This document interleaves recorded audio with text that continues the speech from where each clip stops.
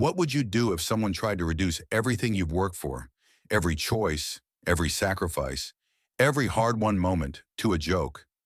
It was meant to be just another late-night show appearance. You understand? Bright lights, red carpet smiles, some jokes, a swift promotion of the latest movie, and then a gracious exit. But for Viola Davis, it turned into something else. What transpired wasn't an interview. It was a battle, waged quietly, with poise, presence, and the kind that only results from a life of being underestimated and having risen despite it. She stepped onto that stage as she always does, poised, practiced, dignified. A woman at the pinnacle of her profession, with 4 decades of experience and an overabundance of scars from an industry that has sometimes found it difficult to accommodate women such as herself. She stood to discuss her latest endeavor, a tale which spoke to her. But from the very first question, it was apparent this wasn't going to be the type of interview she, or anyone viewing, would anticipate. The tone of the host, office his questions, loaded. You get that when you smile at a person, but you can feel the undertone, the veiled jab lurking beneath the surface. That was what was going on. And if you've ever had to smile out of something like that, work, family, anywhere really, you already get what was on the line. He didn't attack her with insults. It was more insidious than that. It was the sort of undermining that's difficult to define, but easy to recognize. Asking if she was sick of serious roles, if perhaps she should lighten up.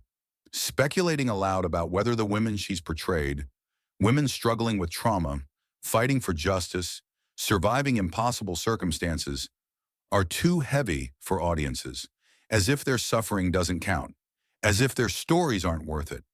What would you do, stuck under the bright lights, with the entire world watching? Bite your tongue for the sake of peace, or use your voice? Viola used her voice, not in outrage, not in yelling, but with precision, with a sort of tranquil strength that didn't command respect. It was respectful. Seeing her stand firm wasn't just strong, it was memorable. And yet, as breathtaking as that moment was, it's not about one actress or one terrible interview.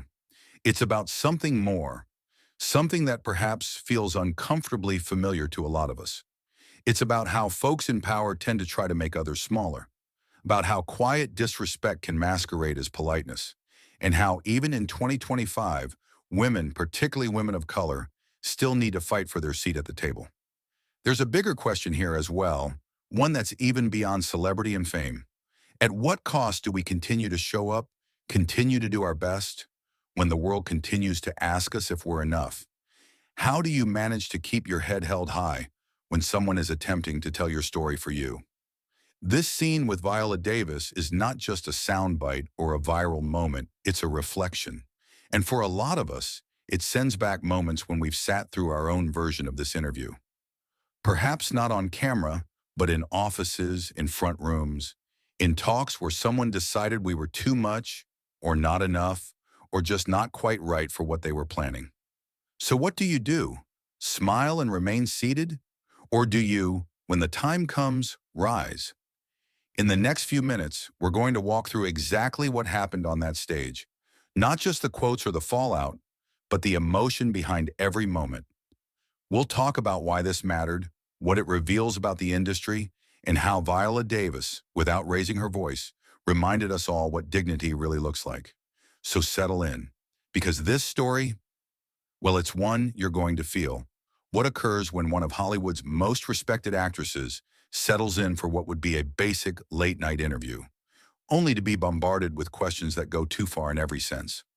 What you're about to hear is the entire account of how a typical cameo became an instant of live television that people would be discussing for all the wrong reasons. Now, this isn't another celebrity getting flustered on TV.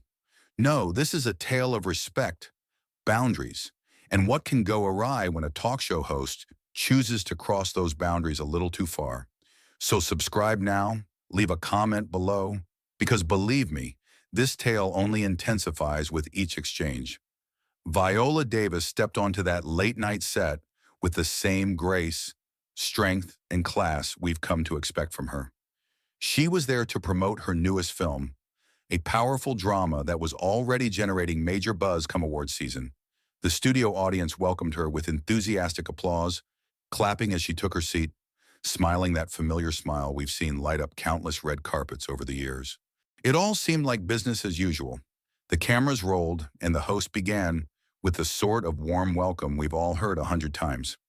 "Viola, welcome back to the show. Always a pleasure to have you," he said. But even as he spoke, there was something off, a tone, a certain sharpness in his voice that didn't really fit the words, such as, perhaps this wasn't going to be your typical promotional interview. "Thank you for having me," Viola responded warmly, clearly ready to get into a discussion of her movie, her acting, perhaps her insights on the story or why she'd been attracted to the role. She'd given hundreds of these types of interviews throughout her career.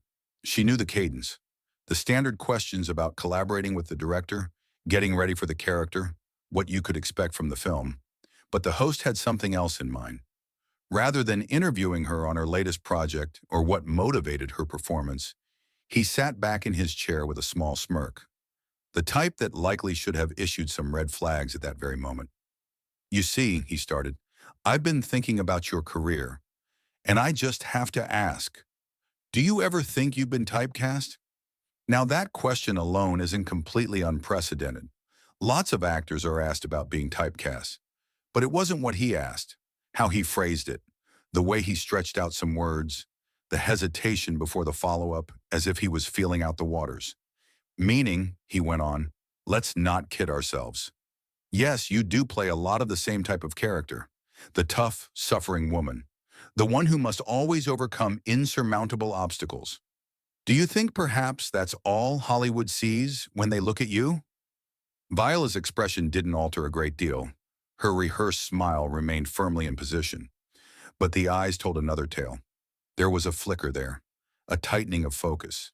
She'd had enough interviews to recognize when she could see one about to go awry.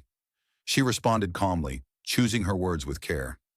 "I think what you're really asking," she said, "is about the kinds of roles that are available to women who look like me in this industry." It was an elegant deflection, a delicate reminder to bring the interview back onto work terrain. But the host wasn't taking the cue. In fact, he appeared to revive, like he enjoyed the tension that was progressively growing. "Well, yes, exactly," he said, really leaning into the embarrassment. "I mean," the host continued, "how long has it been since you played someone who wasn't struggling with trauma or some social issue? Don't you ever wish to just play someone ordinary?" You sensed the room shift. The crowd, who had anticipated easy laughs and simple repartee, shifted uncomfortably in their seats. This wasn't what they'd signed up for. Viola breathed slowly. She'd been in tough spots before, on camera and in life, and this was one of those times when all of her experience was needed. "What the key to understanding," she answered softly, "is that each character I play has more depth and nuance than just their challenges. These are human things, and human things tend to involve beating up against obstacles." It was a reflective, calm response, but the host wasn't about to let it slide. He leaned forward slightly, pushing on with a query that crossed over from being inquisitive to patronizing. "But don't you think," he said, "that by always taking these kinds of roles, you're sort of limiting yourself? I mean, take a look at some of your contemporaries. They've gone into comedy, action, other genres. Aren't you the slightest bit curious about doing something different?" The questions weren't only inappropriate, they were beginning to feel personal, and really a bit disrespectful. Viola, to her credit, kept her composure. Her tone didn't change, but her words made it clear she wasn't going to be patronized. "I've actually worked in a wide range of genres throughout my career," she replied smoothly. "Maybe you're just not familiar with the full range of my filmography." The crowd giggled quietly. It was a subtle swipe, but a deserved one, and it definitely hit its mark. The host's smile hesitated for only a moment. He wasn't accustomed to a guest standing up to him, even when it was done with poise.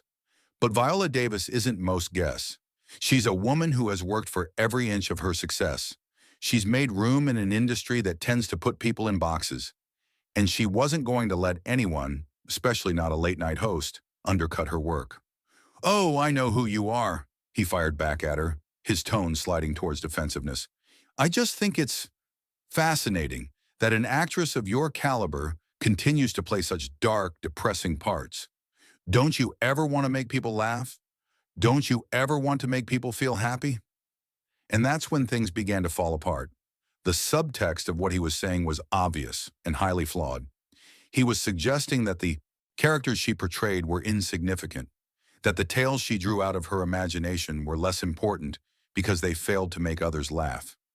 Viola's jaw clenched, had to be by a fraction of an inch, but only if you were paying close attention. But her voice remained level, remained even. "Every tale that I tell is something to me," she explained. "It does something, whether it makes a person laugh, cry, think, or just feel something. That's the magic of storytelling. Any story that gets at the human experience shouldn't be dismissed as being just sad." She wasn't merely standing up for her performances. She was standing up for the soul of her work. The host, however, seemed to sense an overreaction and chose to press the issue even more. "Sure," he said, leaning forward, "but don't you get tired of always having to bear the responsibility of these heavy messages? Don't you ever just want to be able to have a good time with a role?" Viola said the word back to him, slowly. "Fun?" And for the first time that night, there was an edge to her voice. Nothing mean, but enough that a few people in the audience caught it. "You think portraying layered, emotionally rich characters isn't fun?" she asked. "You think bringing important, meaningful stories to life doesn't fulfill me as an artist?" You could almost hear a pin drop. The mood had shifted again, this time to tension, thick in the air. The host clearly sensed he'd gone too far. But instead of easing off the gas, he chose to double down.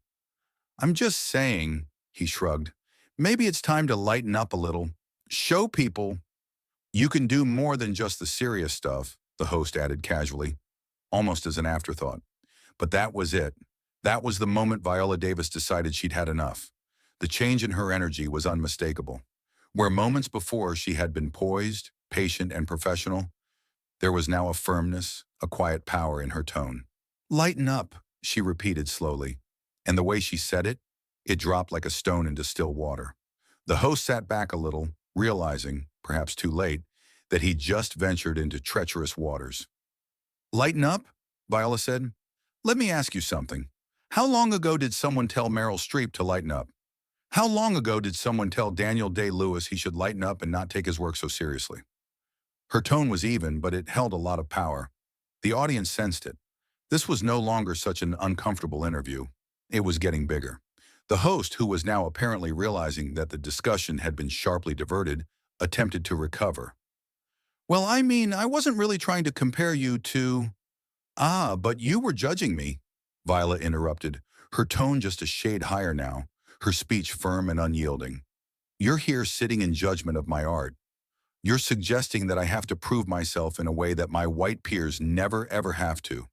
You're questioning why I don't simply have fun, as if what I do, what stories I tell, isn't equally worth it."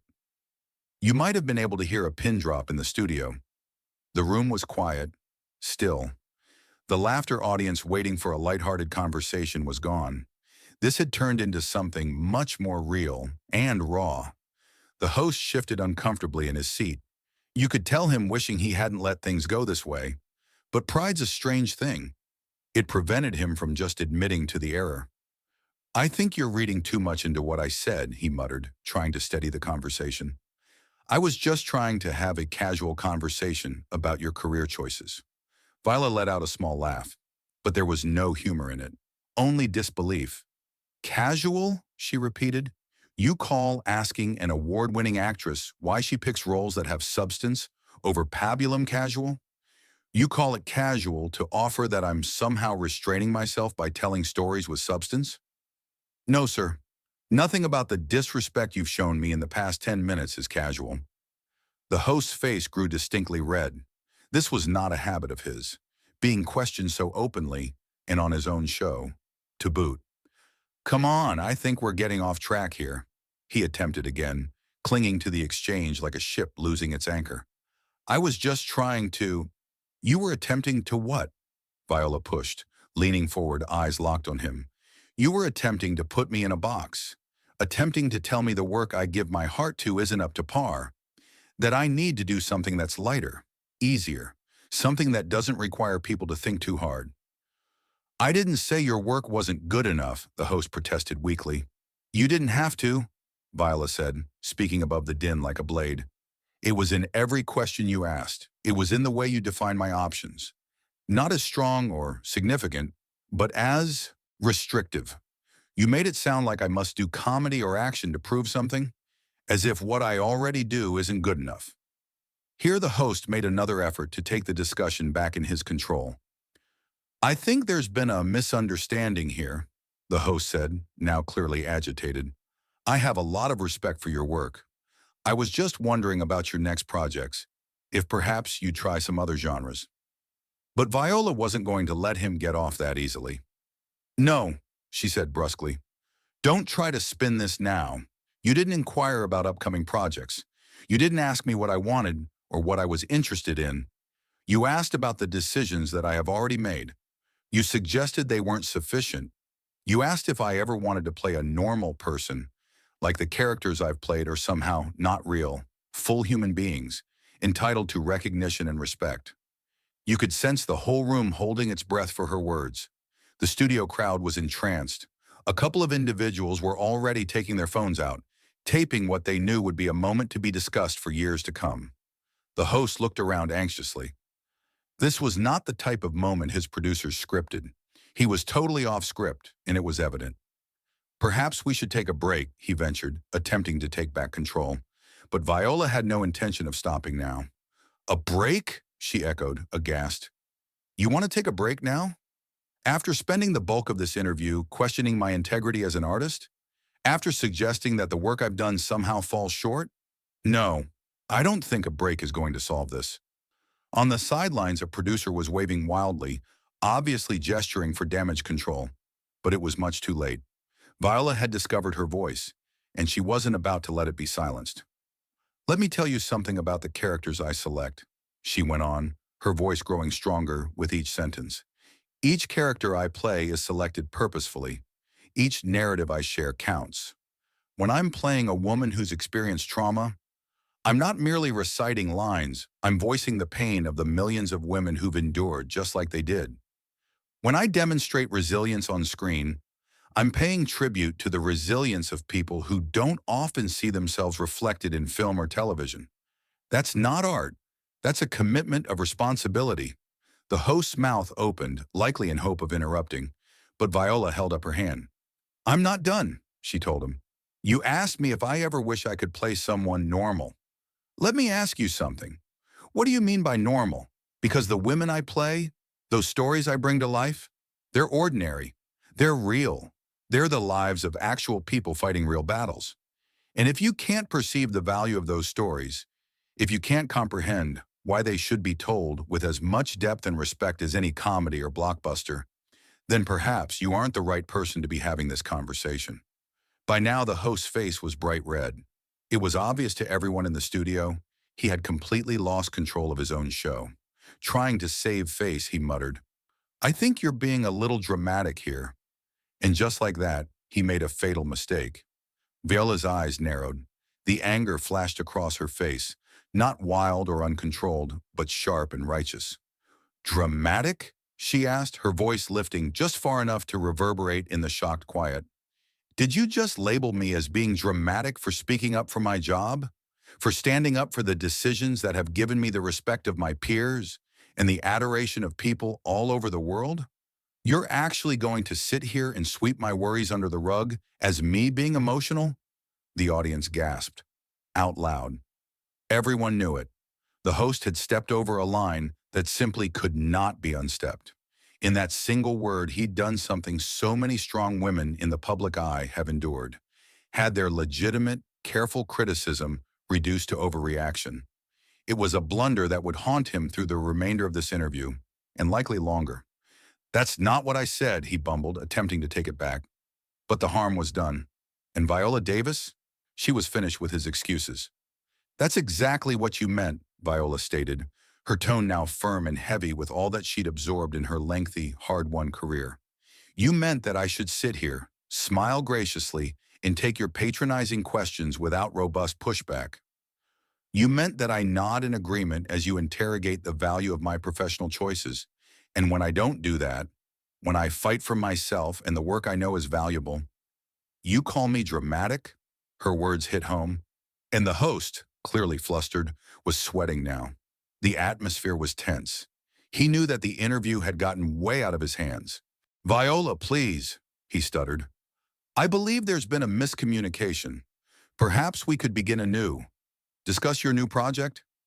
Begin anew, Viola echoed, stunned.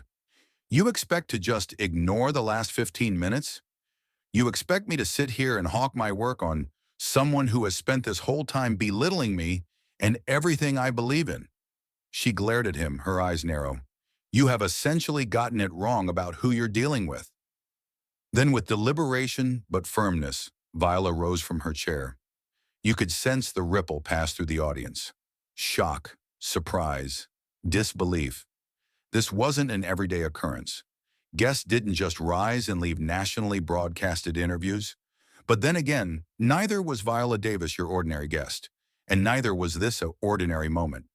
Sit down, please, said the host hastily, his voice becoming nearly supplicant. We're in the middle of taping.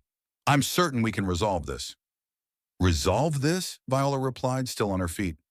The only resolution that needs to be worked out here is your concept of basic respect and professionalism. The audience caught its breath. You brought me on here as a guest, and you've treated me like some struggling actress in need of your stamp of approval. You've attacked my artistic integrity. You've brushed off my work, and then, after all of that, you had the temerity to call me dramatic when I wouldn't take it lying down. The cameras were still rolling, each second being captured. What had begun as merely another taping of a talk show was now becoming a watershed moment. The host looked over toward the control room, silently pleading for someone to break to commercials. But the producers appeared rigid, stuck between crisis and spectacle. I apologize if you felt I was being disrespectful, the host finally stuttered, obviously desperate. But even his apology, tender, qualified, inadequate, only made matters worse. If I feel disrespected, Viola parroted, her voice lifting just enough to demand the whole room's attention. There's no if about it. You were disrespectful. You questioned my career choices, as if they weren't enough. You implied that I needed to prove myself in genres you deigned to find valuable.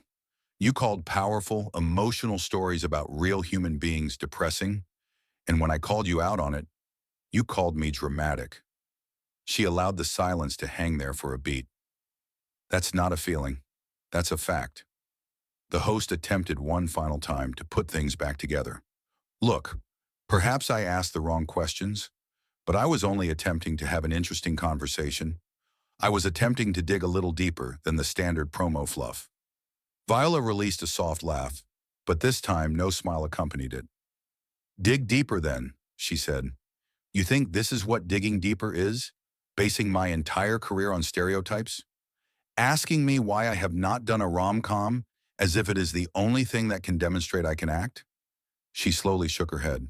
Sir, if you don't think that's deep interviewing, you would not know deep if it smacked you in the ratings. If it slapped you in the face, Viola concluded briskly. What you did was not much to think about. It was lazy, it was prejudiced, and honestly, it was embarrassing, particularly for someone in your role.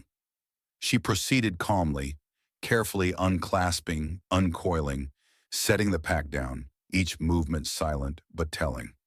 You want to know what digging deeper actually looks like? She went on. It's asking me questions about the research I do in every role. It's asking about the directors that I work for and why I am drawn to a story in the first place. It's about the art of acting and the responsibility that I have when I play these characters. She stopped, her eyes locked on the host. That's digging deeper, not questioning if my artistic decisions are good enough, not telling me I need to lighten up in order to be taken seriously. The host remained immobile, unable to do anything but watch as Viola took off the final of her mic equipment. He grasped for something, anything to salvage face. Me, Viola, don't do this. We can cut this out. We'll begin over. Viola faced him. Her look now was a mixture of extreme disappointment and definite determination. "Edit this out," she echoed. "You think the solution is to play like this never occurred? To ignore that you spent the past 20 minutes disrespecting me on your own program?" She carefully set the mic down on the side table, then stood up straight. "No, sir. I think people need to see exactly what kind of interview you give when you believe no one is watching." The studio was utterly still. Even the whir of the cameras sounded louder in that quiet. "You want to know what the actual tragedy is?" she said, her voice gentle but firm. "I arrived here eager. I arrived primed to discuss a project that is the essence of my being. I wanted to share the backstory, to discuss the incredible cast and crew with whom I had the pleasure of working, the themes, the messages, why this movie matters." She shook her head ever so slightly, her voice never faltering. "Instead, I sat here and watched my career, my life's work, be stereotyped by a person who obviously didn't do their research." You could hear the people in the audience whispering, but no one glanced away. No one shifted their weight. It was one of those instances where everyone was aware they were witnessing something irreplaceable. "This," Viola said, sweeping her arm out across the set behind her, "is what occurs when preparation collides with prejudice. When someone takes it upon themselves to think they already understand an artist's boundaries without ever inquiring of their intent. When deference is thrown aside for the sake of a couple of provocative sound bites." She grabbed her purse and headed toward the studio door. But on the verge of departure, she turned back. "I've spent my whole career establishing that I have a place here," she told him, voice steady, unshakable. "I've battled for every job, every shot, every bit of recognition. And I'm not going to sit here and allow someone who hasn't done half the work wonder if I'm doing it incorrectly." The host, in a last-ditch effort, tried one final time. "Viola, please, I do respect you. I really believe this is all a huge misunderstanding." But Viola lingered at the stage door. Hand on handle, she turned back once more. "No," she said flatly. "The only misunderstanding here is yours. You misunderstood who you were addressing. You misunderstood what it takes to carry on a respectful interview. And you misunderstood the stakes of crossing that line." She drew a breath. "I just hope your viewers know the difference between entertainment and disrespect. Because what happened here tonight," she hesitated, "that wasn't entertainment." And with that, Viola Davis stormed off the set. The cameras followed her every step as she walked off with the same dignity, strength, and quiet power she arrived with, demonstrating once again that sometimes the strongest statement is walking away. Sometimes the best thing you can do is know when to walk away. Now it's your turn. What do you think of Viola leaving that interview? Was she in the right to stand her ground and tell the truth about herself? Or do you think there was a better way she could have done it? We want to hear what you think, so go to the comments and weigh in. And don't forget to subscribe for more real, behind-the-scenes stories that reveal what really happens when the cameras are rolling.